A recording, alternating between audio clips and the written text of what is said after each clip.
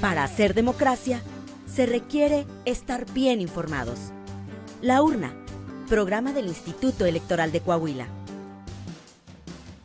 Los temas democrático-electorales al alcance de la ciudadanía. Hola, ¿qué tal? Bienvenidos a su programa La Urna, producción del Instituto Electoral de Coahuila. Como siempre, les saludamos y le invitamos a que se quede con nosotros. Protagonistas de la vida democrática de Coahuila y de México en comunicación directa con usted. La entrevista. Hola, buenas tardes. Bienvenidas y bienvenidos nuevamente a un programa más de La Urna. El día de hoy se encuentra con nosotros la maestra Marisol Vázquez Piñón, subdirectora de Investigación y Formación de la Unidad Técnica de Igualdad de Género y No Discriminación del Instituto Nacional Electoral. Y el tema que vamos a platicar el día de hoy con Marisol va a ser cómo combatir la violencia contra las mujeres a través del empoderamiento femenino. Bienvenida, Marisol, muchas gracias por acompañarnos el día de hoy. Hola, ¿cómo están? Muchísimas gracias por la invitación. Muchas gracias a ti por acompañarnos en este programa de La Urna. Bienvenida, espero que sea el primero de muchos. Y pues bueno, ya sin más preámbulo, empezamos pues con este tema que vamos a platicar el día de hoy. Y yo te plantearía como primer punto una breve explicación de qué es el empoderamiento femenino, a qué nos referimos cuando hablamos de ello.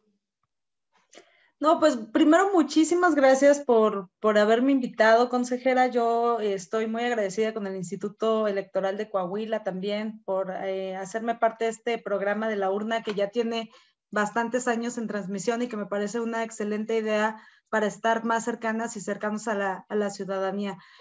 Fíjense que el tema que vamos a tocar hoy me gusta mucho porque tiene que ver con las herramientas que se han diseñado a través de la historia para que las mujeres tengamos mayor autonomía. Cuando hablamos de empoderamiento, que es una palabra que además está mucho de moda ahora, lo que nos referimos es a todas estas herramientas que pues las mujeres vamos adoptando a lo largo de la vida y cuyo objetivo es hacer que se reconozca y se haga visible también nuestras aportaciones a nivel social. El empoderamiento de las mujeres implica que participemos plenamente en todos los sectores, en todos los niveles, económico, político, social, cultural, en nuestros países, porque la construcción de sociedades igualitarias pues tiene que ver con esta fortaleza también de los sistemas democráticos.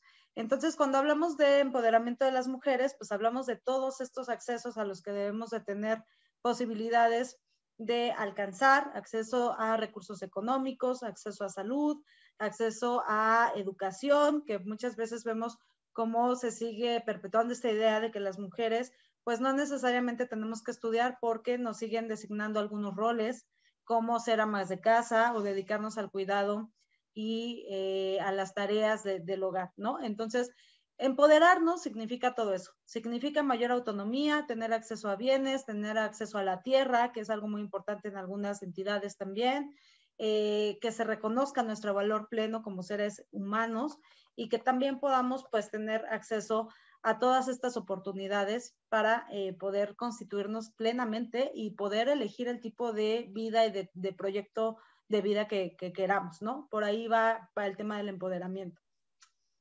Excelente. Sí, precisamente pues es algo que a lo largo de los años, tanto en las luchas feministas, pues hemos tratado de dejar en claro, yo creo que todas las mujeres, el hecho de combatir contra estos estereotipos de género que precisamente no nos permiten seguir empoderándonos. Entonces, en ese sentido, ¿qué podemos hacer nosotros para combatir estos estereotipos, estos roles de género y cómo esto nos sigue afectando como mujeres para poder llegar a un empoderamiento pleno?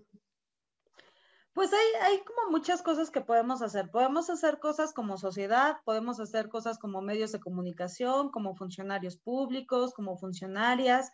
Todos tenemos una partecita importante que podemos sumar para que avancemos hacia la igualdad. ¿Qué es lo que se me ocurre a mí que podemos hacer? Bueno, si yo soy una ciudadana y vivo en Coahuila, ¿qué puedo hacer para construir una sociedad más igualitaria y para reconocer el trabajo de las mujeres?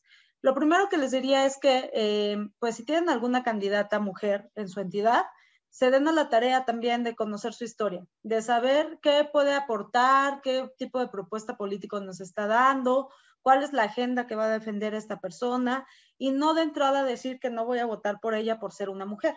Esto es algo que pues tenemos que ir modificando también socialmente. Cuando reproducimos estos estereotipos de que las mujeres somos débiles, de que no somos buenas para la política, que nos cuesta mucho hablar en público, bueno, todas estas ideas que tenemos sobre las mujeres y la política hay que replantearnos de dónde vienen, porque muchas de estas vienen de nuestros propios hogares y de cómo reproducimos también desde estos espacios, pues la idea de que las mujeres tenemos que dedicarnos a ciertas cosas y los hombres tienen que dedicarse a otras, ¿no?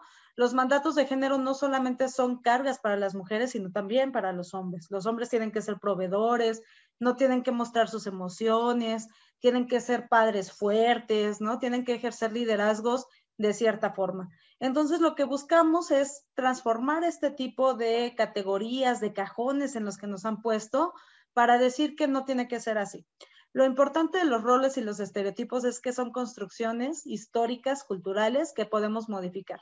Y las construcciones que hemos tenido en el pasado, lo que vemos es que, pues también, ahora ya no necesariamente se siguen. Si nosotros vemos las nuevas generaciones, pues vemos muchas veces generaciones de mujeres ya con otro tipo de características, mujeres que van a la escuela, mujeres que son profesionistas. Se ha recuperado ahora mucho la historia de mujeres que han hecho cosas trascendentes en la vida, se ha recuperado la historia de las primeras gobernadoras, de las primeras presidentas municipales. Entonces creo que parte de ser ciudadanas y ciudadanos comprometidos con la igualdad tiene que ver con esto. Precisamente, Marisol, de esto que nos comentas, de cómo los estereotipos de género afectan, y yo lo que te quiero plantear ahora, lo que quiero que platiquemos es, y te lo digo porque a veces uno así prepara sus preguntas, pero tenía por aquí, ¿qué podrían hacer los partidos políticos para empoderar a las mujeres? Precisamente por lo que mencionabas de que los pretextos de siempre, no hay perfiles, las mujeres no quieren estar en la política o no hay un perfil idóneo dentro de la estructura del partido para poderla postular. Yo diría, más que qué podrían hacer los partidos, qué deben hacer los partidos políticos para impulsar los liderazgos femeninos. Esta pregunta es muy, muy importante porque los partidos políticos son piezas claves para seguir generando igualdad o desigualdad. ¿En qué sentido pueden aportar los partidos políticos al fortalecimiento de los liderazgos de las mujeres? Bueno, de entrada los partidos políticos tienen que ser estos canales entre la ciudadanía, las demandas públicas y la representación. Entonces, cuando nos dicen por mucho tiempo que las mujeres no queríamos participar en la política, lo que estaban haciendo pues era negar este espacio que nos pertenece a todas y a todos y pues decirle a las mujeres que ese no era un lugar donde podrían participar. Las consecuencias de esto pues ahí las tenemos, ¿no? El voto de las mujeres se aprueba hasta 1957 a nivel federal, donde nos dejan de considerar menores de edad y entonces ya tenemos la posibilidad de participar. Pero poco a poco hemos ido ganando terreno para que cada vez haya más mujeres como candidatas, más mujeres ejerciendo los cargos, etcétera. ¿Qué pueden hacer los partidos por las mujeres militantes, aquellas que están buscando una candidatura, aquellas que buscan ser representantes también de diversos grupos, digamos, sociales, ¿no? Porque las mujeres también hay que decirlo, no somos las mujeres, ¿no? Homogéneas, todas iguales, ¿no? Hay mujeres indígenas, hay mujeres con discapacidad, hay mujeres pues de distintos tipos de características. Entonces, lo que pueden hacer los partidos políticos es pues tomarse en serio este papel que tienen como motores de la democracia, invertir de buena forma el 3% que tienen a nivel federal de recursos para poder capacitar a sus cuadros también de mujeres, para poderles dotar de herramientas y que bueno, que sigan fortaleciendo los liderazgos, que no haya simulación. Vemos muchísima simulación, ¿no? En México, cada reforma que ha sido un avance para las mujeres, por ejemplo, con las primeras cuotas, pues lo que veíamos era una simulación en este tipo de espacios. Cuando llegamos a la paridad en 2014, pues también lo que vimos fue que las hacían renunciar para que los hombres asumieran estos espacios. Entonces, Si realmente queremos una sociedad democrática, lo que tienen que hacer los partidos políticos, pues es tomarse en serio este papel de ser transformadores, instituciones que transforman a la sociedad y que le dan este acceso a las mujeres como se lo darían a cualquier otro ciudadano. No queremos más derechos, ¿no? Queremos los mismos derechos y la igualdad que siempre se ha buscado en lo jurídico. Entonces creo que son pieza fundamental también para seguir avanzando. Exactamente como lo mencionas, precisamente los partidos políticos entonces son pieza clave para seguir generando este empoderamiento de las mujeres. Y bueno, que ahorita pues lo vivimos y que tiene muy pocos años realmente, al menos en nuestro país, que ya las mujeres han tomado un papel activo, no nada más a través de la política, sino a través de las redes, de la sociedad civil, de este trabajar en conjunto para lograr un fin específico. Como producto, pues ya vamos viendo estas reformas, por ejemplo, del 2019, de paridad en todo, la del 2020, de la violencia contra las mujeres. Y entonces, pues la llegada de las mujeres realmente a la vida pública y política, y no tanto la llegada, sino el reconocimiento para que ellas puedan participar en nuestra sociedad, pues no ha sido fácil. Ningún derecho que hemos adquirido a base de pelea social, lo diría así, pues está garantizado, ¿no? Y siempre nos encontramos ante esa línea tan delgada de un retroceso. Yo dejaría esta reflexión para poder pasar a un corte comercial y en unos minutos más regresamos a seguir platicando sobre cómo vamos a poder usar el empoderamiento femenino para combatir la violencia contra las mujeres. Radio escuchas, gente que nos sigue a través de redes sociales y de televisión.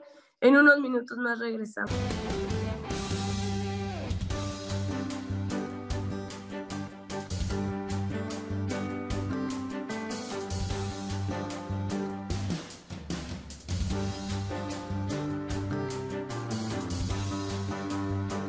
Bienvenidas, bienvenidos de vuelta de este corte comercial. Seguimos platicando aquí con la maestra Marisol Vázquez y para continuar con esta charla que tenemos el día de hoy, yo quisiera preguntarte, Marisol, ¿cómo el tema de la violencia contra las mujeres puede restarle poder a las mujeres? O sea, ¿cómo ante una situación de violencia, dígase doméstica, política y de cualquiera de sus tipos, puede restar poder a las mujeres? Pues fíjate que estamos en un marco bastante interesante porque se acerca el 25 de noviembre. Entonces el 25 de noviembre es este día internacional donde lo que buscamos es eliminar la violencia contra la mujer. Y la violencia, nos dice una autora, es tanta contra las mujeres que tuvimos que clasificarla, ¿no? Tenemos violencia en distintas modalidades y en distintos tipos, violencia sexual, violencia psicológica, patrimonial, violencia vicaria, que está ahorita, que es el daño que les hacen a las mujeres a través de sus hijas y de sus hijos. Entonces, de todos estos tipos y modalidades de violencia que hay, lo que se ha hecho en México, y me parece que es un acierto, es reconocer que hay otro tipo de violencia, que es la violencia política contra las mujeres, que tiene como objetivo limitar nuestros derechos políticos y electorales. ¿Y por qué surge esta violencia? ¿Esta violencia es algo nuevo que hay en el país? No. Esa violencia siempre ha existido porque pues, es una respuesta de un sistema que nos ha dicho que nosotras nos pertenecemos a la política, que nuestro espacio está en otro lugar. Y cuando hay mujeres transgresoras, mujeres rebeldes que ha habido en toda la historia de México y le dicen no a este sistema y dicen yo quiero participar en todos lados, bueno, pues ahí vienen las resistencias. Y lo que hemos visto en México es que en cuanto más espacio ganan las mujeres, también hay una respuesta bastante seria de este sistema patriarcal. Y entonces la respuesta lo que les dice es que pues no pueden participar en estos espacios. Hay mujeres que siguen pidiendo permiso en sus casas para salir a votar. Hay mujeres que siguen pidiendo permiso a sus parejas para inscribirse como candidatas también, algo que no harían los hombres, ¿no? Por ejemplo, cuando hablamos de violencia política en razón de género, nos referimos a estas diferencias que hay entre los hombres y las mujeres, de cómo limitamos la participación política de las mujeres, ¿no? Y lo que hizo México en abril de 2020 fue aprobar una ley muy importante, una serie de modificaciones a distintas leyes, 6 leyes federales y 2 leyes generales, donde lo que hace es decir por primera vez qué es este tipo de violencia. Hay un concepto de violencia política, un catálogo de 22 conductas que la acreditan y decir cómo la vamos a sancionar, que eso es muy importante. Si hay una conducta que no se sancione, esa conducta se sigue repitiendo. Y lo que queremos es erradicar la violencia contra las mujeres en la política. Entonces, en México lo que se decidió fue combatir este tipo de violencia por 3 vías. Está la vía penal, está la vía electoral y está la vía administrativa. Y es que los casos no eran pocos, ¿no? Empezaron los medios de comunicación, los periódicos a cubrir estos casos, sobre todo de mujeres electas, presidentas municipales, síndicas, regidoras, que cuando llegaban al cargo tenían muchas dificultades para poder ejercerlo. No les daban oficinas, no las convocaban a las sesiones de los cabildos, nunca les dieron personal, les querían pagar menos de lo que ganaban sus compañeros hombres, toda una serie de dificultades que tenían ellas para poder ejercer el cargo. Y les doy otro ejemplo de qué es la violencia política para que quede muy claro.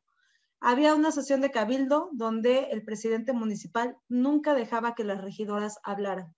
Y cuando ellas pedían la palabra, él decía que la reunión ya se iba a terminar, que habían tenido mucho tiempo.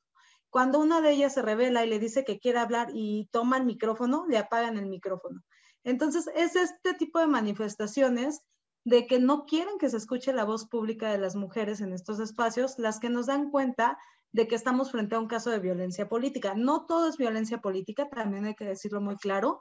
Hay que ser muy cuidadosas también cuando denunciamos, porque si denunciamos cualquier cosa y no es violencia política, hacemos uso de recursos que otra mujer sí tendría que estar ejerciendo porque está viviendo este tipo de situaciones. Cuando digo que no todo es violencia política, me refiero a que nosotras como servidoras públicas también estamos bajo el escrutinio público de la ciudadanía. Si hacemos algo mal y nos dicen que estamos actuando de mala forma, eso no necesariamente es violencia política, porque pues tiene que ver con el propio desempeño que tenemos también las mujeres en los cargos. Pero si este tipo de críticas va acompañada de estereotipos de género, de decir que nosotras somos manipulables, de decir que las decisiones que tomamos las estamos tomando por un hombre que está atrás de nosotras, eso sí es violencia política. Cuando empezamos a reproducir todas estas ideas que hay sobre las mujeres, eso es violencia política. Hay muchas campañas ahorita, por ejemplo, de algunas elecciones que han pasado, que lo que hacen es sexualizar a las candidatas, por ejemplo, ¿no? Dar a conocer fotos, dar a conocer videos de ellas en situaciones que no tienen nada que ver con sus propuestas políticas. Y ese tipo de violencia es la que precisamente queremos erradicar porque, como bien lo mencionas, Madeleine, pues esto le resta poder a las mujeres, ¿no? Lo que busca este tipo de violencia es decirle que ese espacio no es suyo, que regresan a los hogares, porque ahí sí está ese espacio cuidando a los niños, a las niñas, y no haciendo políticas públicas en los municipios, no tomando decisiones en los cabildos. Entonces, ese es precisamente el objetivo que se busca. Exactamente, Marisol. Es muy interesante todo esto que nos comentas, porque precisamente la violencia política, pues es esa forma de manifestación del sistema patriarcal para decirte, tú no vas ahí, no es tu sistema, no lo creamos para ti, no es para que tú embones en ese sistema, no es para que tú lo trabajes. Y precisamente los sistemas en los cuales la mujer ha ido incursionando fueron creados por los hombres, no nos dejaban crearlos. Entonces, son sistemas políticos, públicos, sociales, culturales, que fueron creados por ellos, al gusto de ellos y para beneficio de ellos. Y entonces, cuando las mujeres empezamos a llegar, pues uno no las empieza a gustar. Para ellos, su punto de vista es les estamos quitando los espacios que son de los hombres, y la respuesta inmediata es la violencia, que como bien nos mencionaste, este próximo 25 de noviembre pues se conmemora precisamente este Día Internacional de Lucha contra la eliminación, más bien para la eliminación y erradicación de la violencia contra las mujeres. En ese sentido, yo te preguntaría, ¿qué podemos hacer o qué compromiso podemos asumir las mujeres para precisamente propiciar más liderazgos políticos y públicos de las mujeres? Es una excelente pregunta. ¿Qué podemos hacer nosotras, ¿no? Para seguir abriendo camino a otras mujeres que van a llegar y que vienen atrás de nosotras, nuevas generaciones que además traen otras ideas ya mucho mejor establecidas sobre la igualdad, ¿no? Y algo que me parece relevante es, no hay que creernos estas historias que nos han dicho siempre de que las mujeres somos las peores enemigas de las mujeres. Eso no es cierto. El peor enemigo de las mujeres es un sistema que les ha dicho que tenemos posibilidades limitadas y que no somos seres humanos y que no valemos lo mismo y que no tenemos las mismas capacidades que tienen los hombres. Ese es el peor enemigo de las mujeres. Fíjense que a mí me gusta mucho una frase de Simone de Beauvoir, que es esta filósofa francesa, que escribió muchos libros interesantes que le invito también a las personas que nos escuchan a conocer un poco de su vida, porque ella tiene en un libro esta frase que a mí me parece reveladora. Ella dice que a las mujeres nos cortan las alas y luego nos culpan de no saber volar, ¿no? Es decir, siempre desde niñas nos limitan las capacidades que debemos de tener, nos dicen que si somos líderes somos mandonas, todas estas características que van cambiando cuando tú eres mujer, porque si eres un líder hombre, pues eso sí está bien visto, pero si empiezas desde niña a querer ser protagonista también de algunas cosas, bueno, pues eso ya te estás pasando, ya eres tú una egoísta, ya no estás quedando bien con la sociedad, porque no se espera que las mujeres seamos así.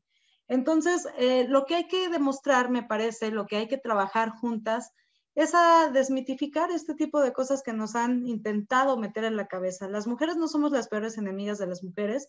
Hay mujeres que reproducen un sistema de desigualdad y de violencia. Hay mujeres violentando a otras mujeres ahorita en la política. Pero lo que también hemos visto es que hay mujeres que sí aplican esto de la sororidad. ¿Y qué es esto? Porque también esta palabra como que se ha reproducido mucho, pero a veces me parece que hay un sobreuso también de esta palabra. Ser sororas no significa que vamos a ser amigas. Ser sororas significa que vamos a ser aliadas en proyectos en conjunto donde podamos coincidir y que vamos a sumar las capacidades que tenemos también para poder seguir abriendo camino a otras mujeres que van a llegar después de nosotras. Yo siempre he dicho, y esto me parece una convicción de vida, que si nosotras peleamos tantos años por estar en estos espacios, es para hacer algo distinto de lo que se estaba haciendo. ¿Para qué las mujeres queremos ser gobernadoras? ¿Para qué queremos ser presidentas municipales? ¿Para qué queremos ser consejeras en los institutos locales? ¿Para qué estamos luchando todos los días diciéndole a un sistema que queremos estar ahí? Pues no es para reproducir lo mismo que ya hemos visto. No me parece que es para seguir con agendas que lo podrían impulsar los hombres. Sí se trata de representar a las mujeres. Si yo soy una mujer indígena y llego a un espacio de poder, de toma de decisiones, lo que voy a impulsar es que haya más reconocimiento de mujeres indígenas, que haya una defensa de la lengua, que se nos quiten todos estos estereotipos de cómo tienen que ser las mujeres y las mujeres indígenas en específico, ¿no? Pero con este tipo de ejemplos lo que yo les quiero decir es, vamos a transformar, porque de eso se trata, me parece. Estamos intentando llegar a espacios de poder para transformarlos. Entonces, creo que ese tiene que ser el compromiso de todas. Ojalá que quienes nos escuchen y nos vean se lleven este mensaje. No se crean estas historias que nos han dicho sobre las mujeres. Las mujeres estamos escribiendo nuestras historias. Entonces, eso es muy importante que creo que se socialice con todas. Muchas gracias.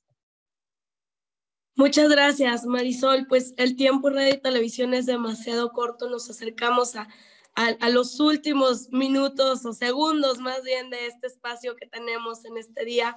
Pero precisamente lo que comentabas, las mujeres no somos enemigas de las mujeres. Tenemos que seguir difundiendo esto para poder generar un proceso evolutivo en nuestra sociedad entre las mismas mujeres que nos permitan trabajar en conjunto. Como bien dices, no es que seamos amigas y ya todas felices, no.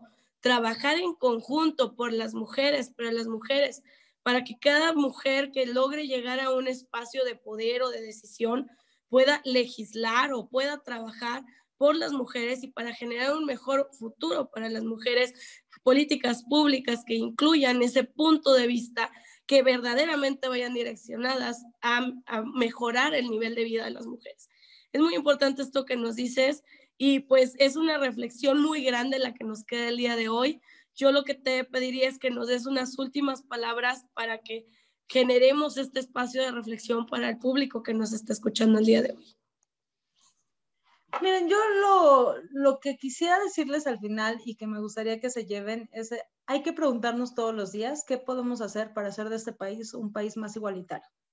¿Qué puedo hacer yo, Marisol, tú, Madeleine, cualquier ciudadana y ciudadano que nos esté escuchando el otro día, para hacer de este país un país menos violento, más igualitario, y por qué eso nos conviene a todas? O sea, ahorita estamos hablando de los derechos de las mujeres, del derecho a la no violencia, pero esto no es algo positivo solo para las mujeres. Imagínense que tenemos sociedades más justas, familias mucho más equitativas, donde no las mujeres están condenadas a lavar los trastes infinitamente. O sea, cómo eso también nos va ayudando como sociedad a poder cambiar. Y yo creo que todas podemos hacer cosas en lo individual, pero también en lo colectivo. Cómo las familias vamos a poder sumarnos a estas estrategias para seguir avanzando, que nuestras hijas, nuestros hijos se involucren en ambientes mucho más igualitarias, pueden tener relaciones más sanas de lo que tuvimos hace 3 o 4 generaciones. Entonces, no es algo benéfico solamente para las mujeres, es algo que le va a servir a México. Y yo creo que todas y todos amamos a nuestro país, amamos lo que somos, y estoy segura de que pues, si trabajamos en conjunto vamos a seguir pues avanzando en esta igualdad que nos conviene a todas y a todos. Eso me gustaría que se lleven hoy de este programa. Muchas gracias, Marisol Vázquez. Pues no se diga más, ahí tienen, estimado y estimadas del público que nos escucha el día de hoy. Pues sí, lo que yo haría el llamado es a esta reflexión. Llevémonos estas palabras de nuestra querida Marisol para poder generar un mejor futuro para las generaciones que siguen después de nosotros. Muchísimas gracias y los esperamos en un programa más de La Urna. Bueno, fue todo. Muchísimas gracias por haber estado aquí con nosotros en su programa La Urna, esta producción del Instituto Electoral de Coahuila. Nos puede seguir también en redes sociales, en Facebook como laurna.programa radiofónico del IEC, en Instagram programa-radiofónico y en Twitter laurna-IEC. Queremos tener comunicación con usted. Pásenla muy bien. Hasta la próxima semana. Gracias por acompañarnos en una emisión más de La Urna, llevado hasta ustedes por el Instituto Electoral de Coahuila. Nos escuchamos en nuestra próxima emisión.